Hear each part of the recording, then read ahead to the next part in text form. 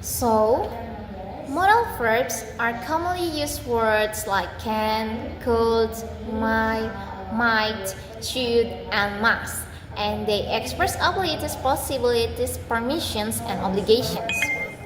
Modal verbs should never be altered by adding s in the present, like saying he can swim. This is correct. It should be he can swim. After modal verbs, always use the base form of the verb without to. For example, he might join us is correct, not he might to join us. When forming a negative with modal verbs, use not after the modal verb. Not, don't, doesn't, or isn't. For example, you should not smoke is correct. Cannot is a special case where not combines with can into one word. So I cannot arrive on time is correct, not I can not. Have to is an exception in the negative, where the correct form is you don't have to do this, unlike other modals that simply use not. Modal verbs like must, will, may, and others should be followed directly by the base form of the verb without the infinitive to.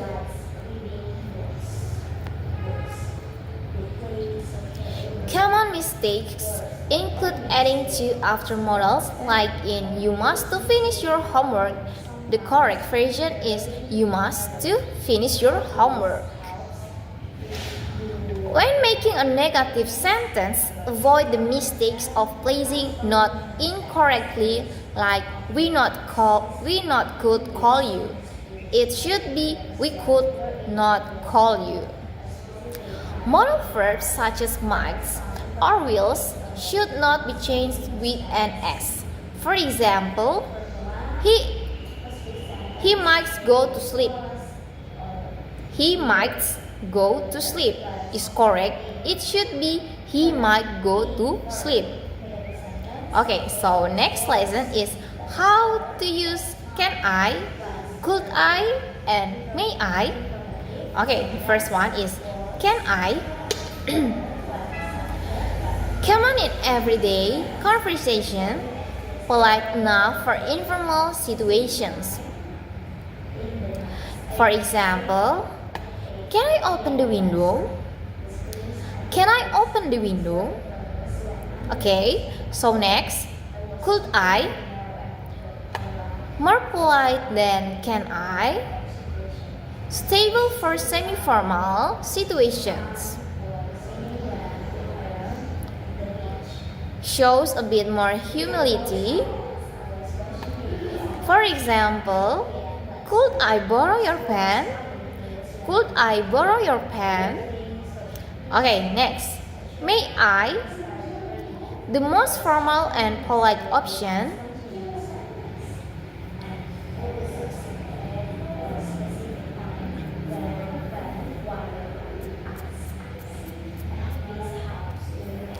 Often used in official or respectful situation. For example, may I leave early today? May I leave early today? Okay, next. For the conclusion, understanding the difference between can I, could I, and may I helps you speak more appropriately based on the situation, whether casual, polite, or formal, making your English communication more effective. Okay, so next lesson is easy change you can make to sound more polite. Okay, the first one, change I want to I'd like. Saying I'd like sounds more polite and less demanding than I want. For example, I'd like a coffee. I'd like a coffee, please. I'd like a coffee, please. No, I want a coffee. Okay, next. Use would you. Use would you like. Use would you like instead of do you want. For example, would you like some tea? Not do you want some tea. Okay, would you like is sober and more would you like is sober and more respectful when offering or inviting? Okay, next. Say could you or would you be able to instead of can you. Could you and would you be able to are more polite ways to make requests. For example, could you help me? Not can you help me? Okay, next. Use sorry to bother you before asking for help. This process shows respect for the other person's time. For example, sorry to bother you, but could I ask you something? Sorry to bother you, but could I ask you something? Okay, key takeaway. By making this small change in how you speak, you can sound more. Okay, once. By making this small change in how you speak, you can sound much more polite, respectful, and professional in English. It helps you build better relationship in everyday and formal conversation. So next lesson is how to use the modal should in English. Okay, the first one, should, for advice or recommendation, present or future. Used to give suggestion or express what is right or expected. For example, you should study more. Advice for now or the future.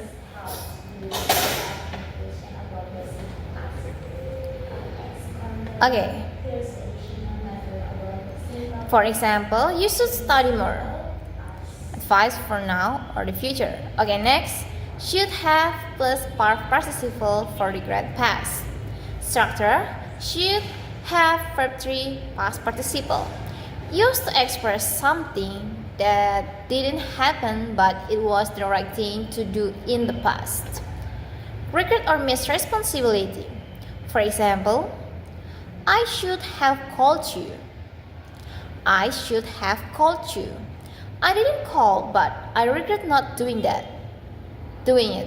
I didn't call, but I regret not doing it. Okay, next. Tips from the video. Always use the correct structure. Should have plus past participle. This expresses regret, not just a suggestion. Practice forming sentences to get used to it. Okay, next. More example sentence. She should have studied harder for the exam. She should have studied harder for the exam. They should have left earlier. Okay, next. They should have left earlier to avoid traffic. Next, we should have told them the truth. Final summary is should advise in the present of or future. Should have plus verb 3. Regret about something not done in past. Okay, so next lesson is how to use the passive voice. How to use the passive voice. What is the passive voice? The passive voice is used when the focus is on the action, on receiver of the action, not on who perform of the action. The basic structure is be plus past participle verb 3. Structure and examples. The first one is simple present. Active voice is someone cleans the room. Someone cleans the room. And the passive voice, the room is cleaned by someone. Okay, the second, other tenses. Past was cleaned. Present perfect has been cleaned. Present continuous is being cleaned, etc.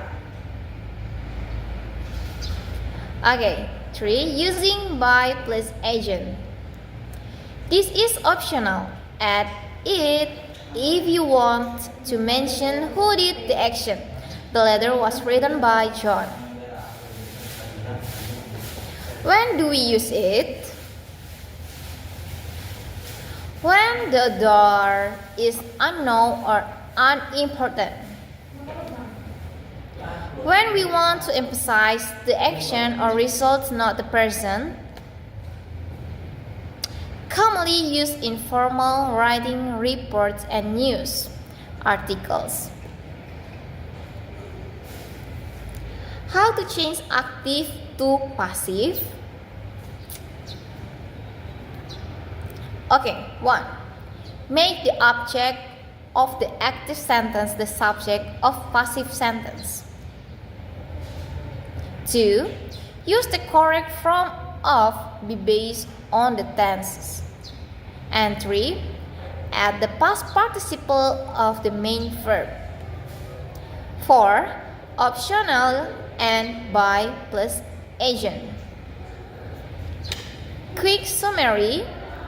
Main focus the action or the receiver of the action. Formula subject plus be plus verb 3 by plus agent. Works with all tenses. Use when the door is not known or not important. Okay, the next lesson is what's the difference between active and passive. The first one, definition. Active voice, the subject does the action. For example, Jim wrote a letter. Jim is the one doing the action. Passive voice, the subject received the action. For example, the letter was delivered by the postman. The letter receives the action. Okay, the second, when to use them. Use the active voice when the focus is on who is doing the action. Use the passive voice when the focus is on the action itself or the receiver of action, or when the door is unknown or unimportant. Okay, next, sentence structure. Active, subject plus verb plus object. Passive, subject, receiver plus to be is was, were, etc. plus past participle by plus door. For example, and practice, the video gives many examples and show how to change sentences from active to passive and vice versa. This helps to clearly understand the differences and practice using them correctly. Okay, next, why use passive? To make writing sound more formal, natural, or varied. Common in scientific writing, news report, or when the person who does the action is unknown or not important. Conclusion.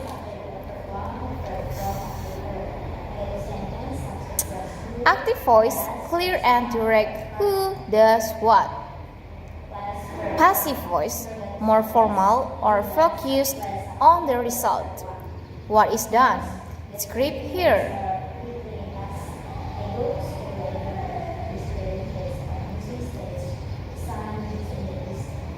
So that's all from me. Thank you.